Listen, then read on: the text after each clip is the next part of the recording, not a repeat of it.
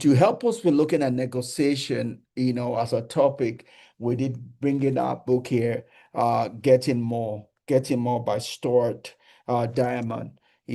So that's been helping us look at negotiation holistically.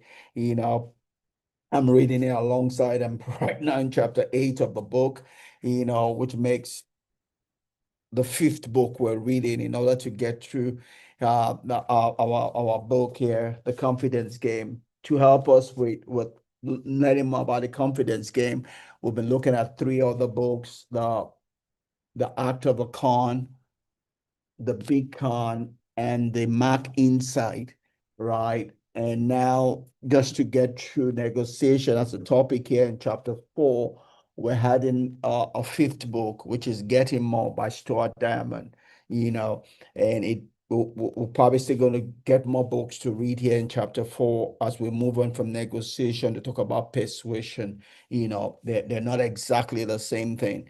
Negotiation involves two people trying to get the best out, trying to get a non-zero sum game outcome from their discussion or from their time together. When it comes to persuasion, it's a zero sum game. Someone is trying to get the most, if not everything, from the table at the expense of the other person, right?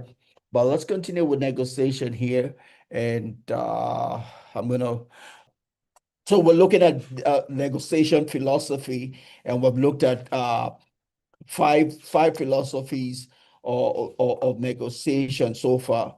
The first one was said is there's a need, to analyze the problem to know the reason for the engagement. When it comes to negotiation, it involves three things. It involves people, it involves a problem they're trying to solve, and they need to have a process by which they solve the problem. So one of the things we need to do is understand the problem. If you don't understand the problem, you cannot engage. And part of understanding the problem is preparation. You need to prepare before you go for the negotiation. You don't just go to a negotiation, you prepare, you get your facts and heart together before you go to engage. When it comes to a con game, the con person, the grifter, the con person, is hoping that you're not prepared. They are prepared. They do their homework. They are prepared, but they're hoping you are not prepared so they can have one against you. They can catch you, in an emotional state where you're not rational, and they can get you, in a place where you're not prepared to make decisions you have not done your due diligence on. When you're not prepared, you tend to go down what we call the what's that word for it? Uh Something tunnel. What's the word? When it comes to me. But when you're not prepared, you go down a particular track. The first thing you link up to, you go down that track, and it's just same way about when people get scared, when people are acting out of fear.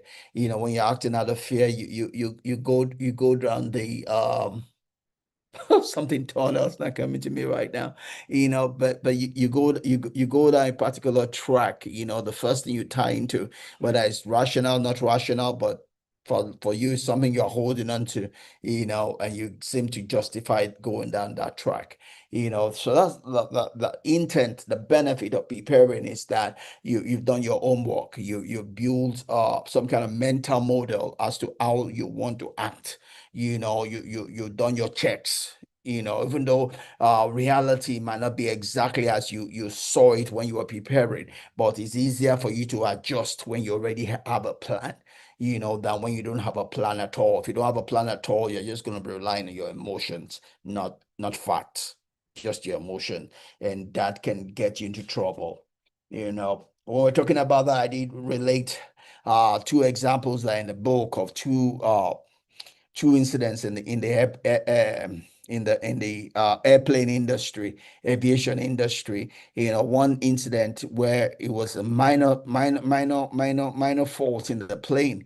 But the pilot did not prepare as to what he would do. In such circumstance. So he just went down the what we call the tunnel vision. Yeah, tunnel vision, that's the word. He just clicked onto the first thing that came to his mind and he began to go down that tunnel vision. And it was the wrong thing. It made a simple thing become a disaster and people died. There is another incident where the pilot, reminded himself of all the drills that they've gone through as to what to do when such a thing occurs, and he followed the mental model he had practiced. He had exercised prow, to that incident, and he followed the instruction that was in his head that he had already practiced several times. It was a major fault to the plane, but because he followed the mental model that was already he had already prepared, he has been prepared for, no one died in that incident, only minor injuries, but people didn't die. Everybody came out unhurt. And those two just tells us the importance of preparing, right? When you're prepared for an eventuality or an incident, it helps you to be able to manage fright, right? Your the mental models that you have practiced, you have rehearsed, and you have begin to follow in an emergency situation helps you to be rational rather than doing things out of emotion, out of fear, and going down a tunnel vision, whereby you might be hanging on to the wrong thing and making a seemingly small thing, worse. Right. So it is important to prepare. It takes away, it makes you rational in a crisis. Then number three, we talked about the importance of active listening. If you don't listen, you will not get the core of the message or the core of what's going on. We related Sun Tzu's principle, which says that if you don't know yourself, if you don't know yourself, yeah, you're gonna win some battles, lose some battles. If you don't know yourself and the enemy, you're most probably gonna lose in a battle. If you know yourself, don't know the enemy, you win some, lose some. If you know the enemy, don't know yourself, you win some, lose some. But to be guaranteed most of the time to win, you need to know yourself and know the person you are relating with, and that's the importance of listening, because when someone talks, they tell you the eating motive, eating intent in their heart. And when you know the intent, then you're able to relate better. Right. So listening is important. It's your detective tool when you are negotiating with someone. There's also emotional control because when you're emotional, you're not rational. Emotion and rationality don't go together. The higher the emotion, the less the rationality. The higher the emotion, the more irrational a person is. The more the less the emotion, the more rational a person is. They just don't work together. Rational and emotions don't go in the same direction. So you need to be able to control your emotion. And Jokeling will talk about extreme ownership. You need to own not just your own emotion in a negotiation, you need to own the emotion of the person you are negotiating with. You need to do things that will not make them to be emotional. You need to do things that will keep them unemotional and more rational if you want to get the best out of the negotiation. So we need to be able to control not just your own emotion, but the emotion of those in the room also. That's important. Then number five, we last time we talked together, we talked about the verbal communication. You need to be clear. Just as much as you're actively listening to the person you're negotiating with, and by that you're able to pick their intent, their motive, their worry, what they want to get out of a negotiation. You also need to be able to sell what you want to get out of the negotiation to the person you're negotiating with, and that comes from your communication. They need to know who you are, what you are, your intent, your motive, where you're going, what you're trying to get from a negotiation, and the fact that you want the best for them also, that you're looking for a win-win. You're not trying to con them also. You must be transparent. And the way you can be transparent comes in your communication, right? You know your intent. You can only communicate that by the way you talk, what you say, and your body language also. So today we're going to go to the sixth one, and this is a total of 10. So we're midway going to the sixth one, and it's collaboration and teamwork, right? When I'm negotiating, it's all about collaboration. It's not about me, it's not about them, it's about two of us, right? Collaboration would say, it involves a win-win strategy. You need to focus on building trust with the person that you're collaborating with or negotiating with. You need to be transparent. You need to look at the long-term relationship. It's not just a short-term relationship. After this negotiation is done, yeah, and they look back 5 years from now, 10 years from now, will they hate you or would they want to do another business with you, another negotiation with you?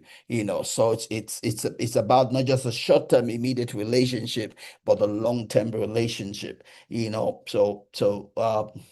So that is important if in negotiation, it's collaboration, teamwork. You're both working for each other's good, right? So you're trying to solve a problem. You're not competing with the person that you're negotiating with. Both of you are trying to solve a problem and get the best outcome from the negotiation, right? So collaboration would say is a process of two or more people. When you collaborate with somebody, it's two or more people, or teams or organizations working together to achieve a common goal. They are working together to achieve a common goal. It's not as if one is trying to, i- it's a common goal, right? And the common goal is at the end of the day such that everybody wins, right? Now that one is winning, one is going back sad. When you collaborate, you're achieving a common goal, share knowledge and create value, right? You're creating value for both of you, right? So uh so collaboration involves effective communication, shared responsibility, and combined expertise to improve productivity and innovation, right? You're trying to improve productivity and innovation. When there is no common goal, is you it's difficult to negotiate, but that's why when it comes to negotiation, it's about people, the problem, and the process. We need to define the problem, clearly define the problem, such that everybody is a winner at the end of the day, right? If nothing else, that's a common goal that everybody leaves happy, right, from the negotiation, right? So key aspects, of collaboration and teamwork includes a need to focus on the interest, not position, right? It's not my position or your position. What is our interest? What will what will we leave here? You know, uh, to have been benefited by, right? Not our ego, but what is our interest in this negotiation that we're going into and making sure that those interests are met, right? There has to be trust, there has to be transparency. It has to be joint problem solving, not you solving the problem different from the way I am solving it, but we're both trying to solve a problem and get the best from what we have to share or to take away, and we want to preserve our relationship. When you're negotiating with someone, you want to keep the relationship. You don't want to negotiate for the sake of today and forget about it tomorrow. But when you're negotiating, you're not trying to create enemy. You're trying to create a friend, right? A con person does not negotiate. They persuade. They are trying to get a position and they couldn't be bothered about the relationship. It's about getting what they want now. Tomorrow will take care of itself. Let's just get what we want now and move forward. That's what a con person would do.